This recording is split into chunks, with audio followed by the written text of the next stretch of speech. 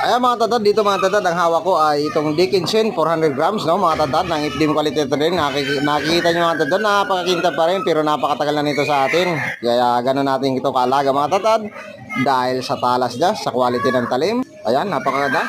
Ibabaklas natin ngayon siya sa pork chop, no? Gagawin natin, no? Tatanggalin natin ang BB back ribs, ano? Para maging makuha natin yung ating pork loin, no? Ayan mga tatad, no? Napaka-quality talaga niyan mga tatad.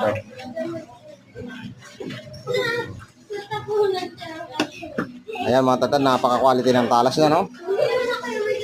Pwede siya pang karne mga tatad, no? Tingnan niyo naman mga tatad. Quality.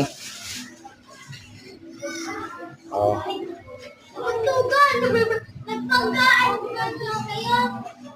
Ayan, ganun lang mga tatad ang quality nitong ating cleaver knife 400 grams, no?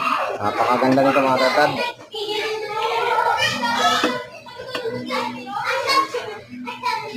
Oh.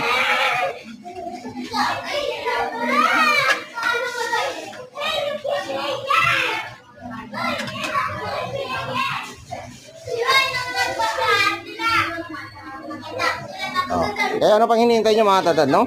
PM lang kayo sa FDM Quality Trading.